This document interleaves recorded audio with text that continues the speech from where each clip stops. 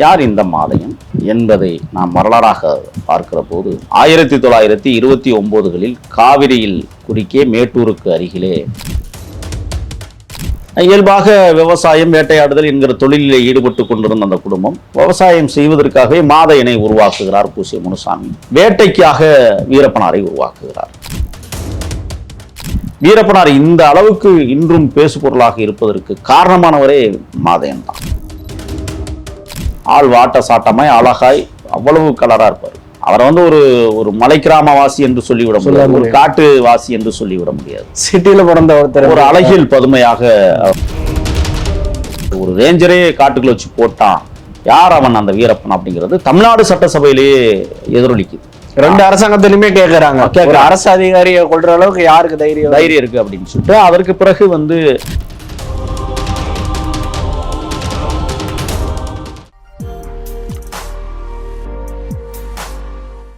Accord viewers எல்லாருக்கும் வணக்கம். இன்னைக்கு நம்ம கூட பார்த்தோம்னா தமிழ் தேசிய ஆதரவாளர் முகில் அவரு தான் இருக்காரு. இப்ப அவரோட இன்டர்வியூஸ் நீங்க நிறைய பார்த்திருப்பீங்க.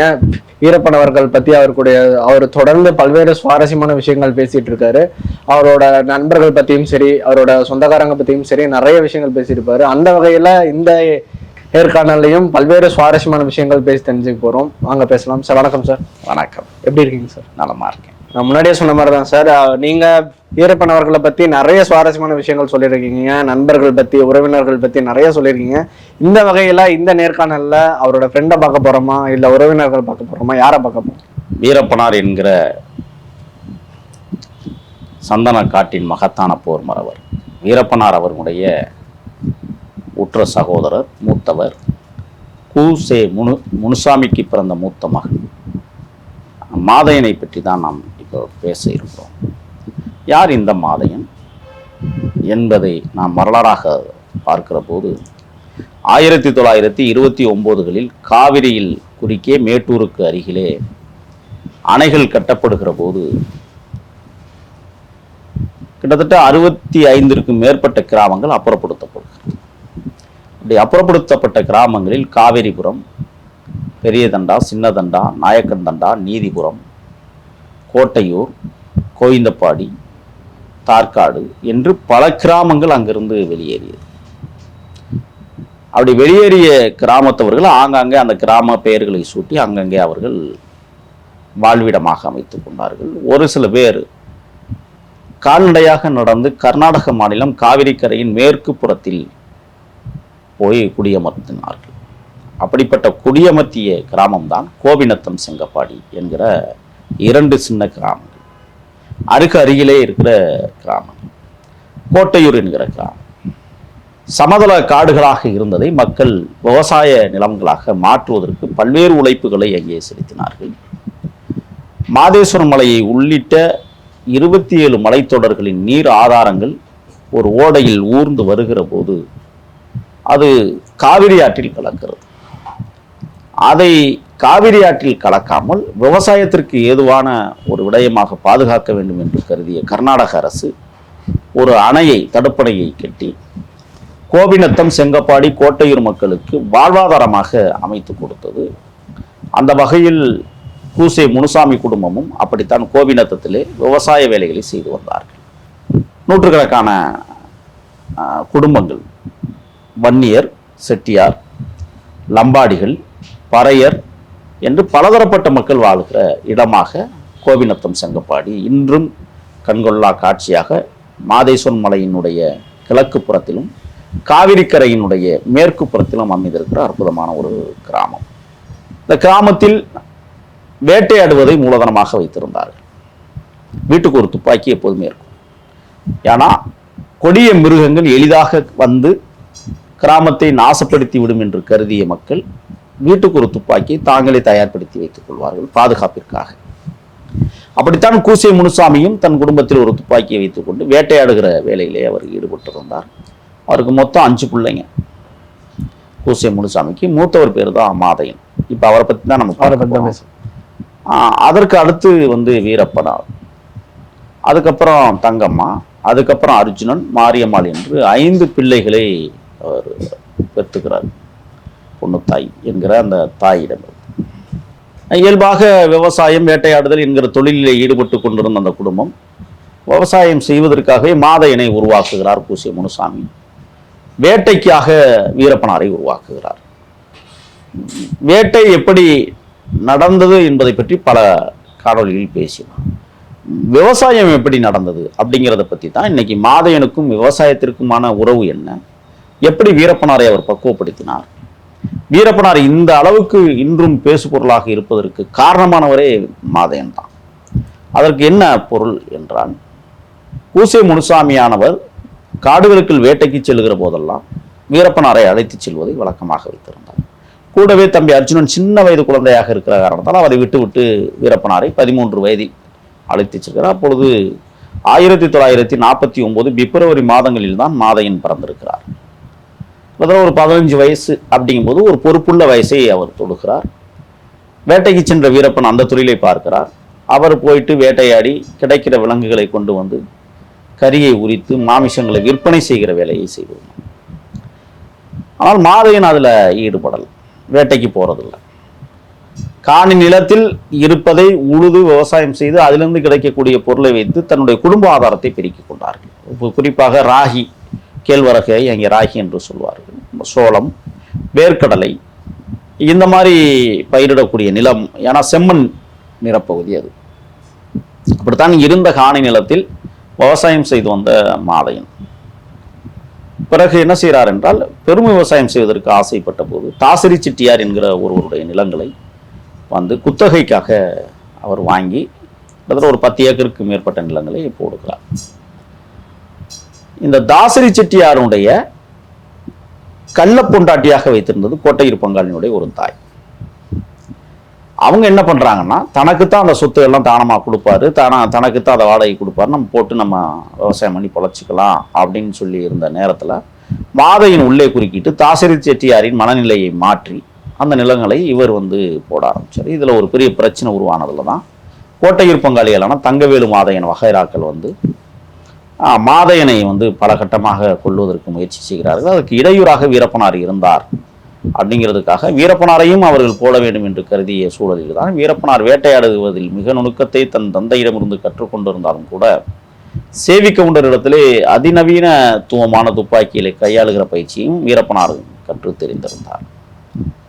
இந்த காலகட்டத்தில் தன்னை கொலை செய்வதற்கு கோட்டையூர் பங்காளிகள் முயற்சிக்கிறார்கள் என்று சொன்ன மாதையன் வீரப்பனாரிடத்தில் அவர்களை முடித்து விடுவதுதான் நல்லது, இல்லை என்றால் இந்த நிலத்திற்கும் நம் உயிருக்கும் பேராபத்து இருக்கிறது என்பதை அடிக்கடி சொல்லி வந்த சூழலில் தான் வீரப்பனார் வந்து ஆயுதம் தரித்த பங்காளிகளை, தங்கவேலு மாதையன் போன்ற வகைராக்களை பலி எடுக்கிறார்.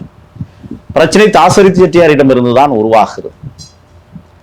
அதற்கு பிறகு பல்வேறு பிரச்சனைகள், சீதாக்காயை அரைச்சு கொடுத்து வீரப்பனாரை கொள்வதற்கு கோட்டையூர் பங்காளிகள் முடிவெடுத்ததற்கு பிறகு அதுக்கு பிறகு 5 பங்காளிகளை வந்து வெட்டி போட்டது என்ற இந்த செய்திகள் இருந்தாலும் கூட பின்னணியில் வீரப்பனாரை இயக்கியது மாதையன் தான். மாதையனுக்கு ஒரு தீங்கோ அல்லது பிடிக்காதவர்கள் எவர் இருக்கிறார்களோ அவர்களை காட்டி கொடுத்து வீரப்பனாரை பலிகடவாக்க சொல்லுவது, இந்த வேலையை மும்முரமாக வந்து மாதையன் செய்து வந்தாலும் விவசாயத்தை கடைசி வரை கைவிடவில்லை. விவசாயத்தில் மிகுந்த ஆர்வத்தோடு மாதையன் களமிறங்கி செய்திருந்தாலும் கூட 68, 69களில் அவருக்கு வந்து திருமண ஏற்பாடுகளை செய்கிறார்கள் சிறிய வயதிலே மாதையனுக்கு. அப்பொழுது பார்த்தீங்கன்னா கோவிந்தபாடியில் தான் அவருக்கு பொண்ணெடுக்கப்பட்ட தமிழ்நாடு எல்லையிலே அமைந்திருக்கிற கிராமம். அவருக்கு ஒரு ஆண் ஒரு பெண் குழந்தை பிறக்கிறது. மாதையனுக்கு ஆள் வாட்ட சாட்டமாய் அழகாய் அவ்வளவு கலராக இருப்பார். அவரை வந்து ஒரு மலை கிராமவாசி என்று சொல்லிவிட முடியாது, ஒரு காட்டு வாசி என்று சொல்லிவிட முடியாது. சிட்டியில பிறந்த ஒருத்தர் ஒரு அழகியல் பதுமையாக அவரிடத்துல இருக்கும். அப்போ அவர் வந்து என்ன செய்யறாருன்னு சொன்னா, தம்பியை உசுப்பேத்தி ரணகலமாக்கி அவர் பல கொலைகளை செய்வதற்கு பின்னணியில் மூல காரணமாக இருந்தவர் மாதையன். அப்பா இறக்கும்போது பூசே முனுசாமி வந்து காட்டு எருமை குத்தி தான் சாகுறார். அவர் வேட்டைக்கு போகும்போது காட்டு எருமை அடிச்சிருது. அதுல வந்து அந்த செங்கப்பாடி காட்டுக்குள்ளேயே அவர் வந்து மரணமுற்றார். அப்ப மாதையன் வந்து முழு பொறுப்பையும் எடுக்க வேண்டிய ஒரு சூழல் வந்துருச்சு. அம்மா பொண்ணுத்தாய் வந்து புற்றுநோயால் பாதிக்கப்பட்டு அவங்களும் இறக்குறாங்க. அந்த காலகட்டங்களில் அந்த பங்காளிகளை போடுவதில் பெரிய பிரச்சனை இருந்துகிட்டு இருக்கு. பங்காளிகள் வீரப்பனாரை போடுவதா வீரப்பனாரை பங்காளிகள் போடுவதா என்கிற ஒரு பெரிய ஒரு விஷயம் அப்படி நடந்துகிட்டு இருந்த காலகட்டத்தில் தாயும் புற்றுநோயால் இறந்து போகிறாங்க. அப்போ முழு பொறுப்பும் மாதையன்ட்ட வந்துடுது. வீரப்பனார் காடுகளுக்குள்ள தலைமறைவாகி இருக்கிறார். அப்போ தங்கச்சிகளான தங்கம்மா மாரியம்மாவை கட்டி கொடுக்க வேண்டிய ஒரு சூழல், தம்பி அர்ஜுனனை வந்து கட்டி கொடுக்கணும் அல்லது பாதுகாக்கணும், அவனை சின்ன பையனாக இருக்கான், இந்த பொறுப்பு எல்லாமே மாதையனுக்கு வந்துடுது. அப்போ மாதையன் என்ன பண்ணுறாருன்னா சில சூழ்ச்சிகளை வீரப்பனார் இடத்துல இந்த மாதிரி வந்து என்னை வந்து விவசாயம் பண்ண விடாமல் அவங்க தடுக்கிறாங்கன்னு சொன்னால் உடனே அவனை போய் முடிக்கிறது இந்த மாதிரி. அப்புறம் ஊரில் வந்து என்னென்னா மாரியம்மன் திருக்கோயில் ஒன்று இருக்குது. இந்த மாரியம்மன் திருக்கோயிலில் தலகர்த்தர்களாக ஒரு 4-5 பேரை நியமிக்கிறதுல ஒரு பிரச்சனை வருது. அதில் வந்து மாதையனை வந்து சேர்க்க மாட்டேங்கிறாங்க. அதுக்கு என்ன காரணம்னா, தம்பி வீரப்பன் வந்து இந்த மாதிரி கொலையெல்லாம் பண்ணிட்டான், அதுக்கு பின்னணியில் வந்தான் இருக்கிறான், நாளைக்கு இவனை வச்சு நம்ம இந்த ஊரை எப்படி மெயின்டைன் பண்ணுறது அப்படிங்கிற ஒரு விஷயத்துலையும் மாதையனை வந்து ஒரு சில இடங்களில் புறக்கணிக்கிறாங்க. அது மாதையனுக்கு மிகப்பெரிய எரிச்சலை ஊட்டுது. இந்த விஷயத்துல தான் வீரப்பனார் இடத்துல போய் சொல்றாரு, இந்த மாதிரி வந்து கோயில் விஷயங்களில் கூட நம்மளை தலையிட விட மாட்டேங்கிறாங்க அப்படின்னு சொல்லும்போது தான் 1979 வீரப்பனார் வந்து தன்னுடைய சொந்த நிலத்திலே பெருமாள் கோயிலை ஒன்று கட்டுறாரு. அது இன்னைக்கும் காட்சி தருகுது. மாதேஸ்வரம் மலைக்கு நேராக அந்த கோயில் அமைஞ்சிருக்கும். அப்படிப்பட்ட ஒரு சூழல்ல அந்த கோயிலில் வழிபாட்டு உரிமைகளை முழுசுவதுமாகவே மாதையன் எடுத்துக்கொள்கிறார். விவசாய நிலங்களை ஒரு கிணறு வெட்டுறாரு. அந்த கிணத்துல வந்து இன்னைக்கும் அந்த கிணறு வந்து ஒட்டுமொத்த கோபிநத்தம் செங்கப்பாடிக்கு நீர் ஆதாரத்தை கொடுக்குது குடிக்கிறது. ஏன்னா அவ்வளோ பால் போன்ற தண்ணி ஊறுற இடம் வீரப்பனாருடைய நிலத்துக்குள்ளதான் இருக்கு இன்னைக்கு. அப்போ அந்த வயற்காடுகள் நல்ல செல்வ செழிப்போடு வளர்ந்து வந்த காலகட்டங்களில் வீரப்பனார் முழுவதுமாக தலைமறைவாக இந்த 5 பங்காளிகளை போட்டதுக்கு பிறகு முழுவதுமாக காடுகளில் அவர் தலைமறைவாக வேண்டிய ஒரு சந்தர்ப்ப சூழல் உருவாகிறது.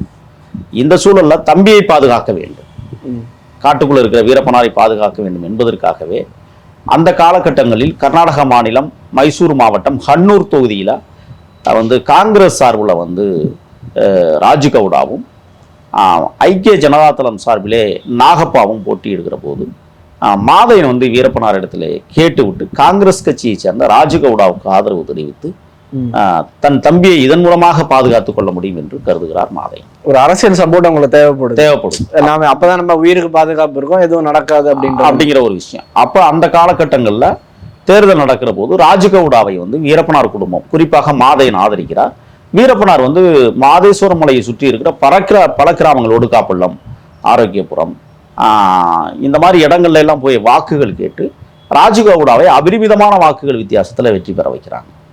அப்ப ராஜுகவுடா என்ன செய்யறாருன்னா, வீரப்பனாரை பாதுகாக்க வேண்டும் என்பதற்காகவே விதான் சௌதாலா பெங்களூரு சட்டசபை வளாகத்திலேயே வந்து வீரப்பனாரை காப்பாற்ற வேண்டும் என்று ராஜுகவுடா வந்து சட்டசபையிலே பேசின வரலாறுகள்லாம் இருக்குது, இன்னைக்கும் அவை குறிப்பில் இருக்குது.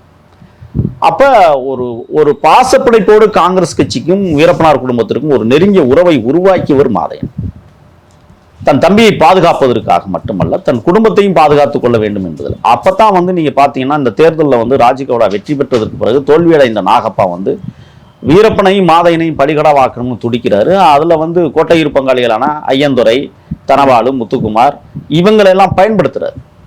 யாரு? ராஜுகவுடா வெற்றி பெற்றதற்கு பிறகு நாகப்பா வந்து கோட்டையூர் பங்காளிகளை பயன்படுத்தி வீரப்பனையும் மாதையனையும் போட்டு தள்ளுவதற்கான முயற்சி எல்லாம் செய்யறாங்க. அது எல்லாமே வந்து ஒரு ஃபெயிலியர் ஆகுது. அதுக்கு காரணம் வந்து என்னன்னா, ராஜுகவுடா பலம் பொருந்திய ஒரு தலைவராக அந்த பகுதியில் இருந்ததுனால ரொம்ப ஈஸியா, அதனாலதான் நீங்க பின்னாட்களில் நாகப்பா எக்ஸ் மினிஸ்டர் நாகப்பா கடத்தல் அப்படிங்கிற ஒரு செய்தி ஏன் வருதுன்னு சொன்னா, நாகப்பா அன்னைக்கு வந்து அந்த கோட்டையூர் பங்காளிகளுக்கு ஆயுதம் கொடுத்து வீரப்பனை கொலை செய்ய சொன்னதுக்கு காரணமாகத்தான் பின்னாடி வந்து நாகப்பா வந்து வீரப்பன் கடத்துறாரு.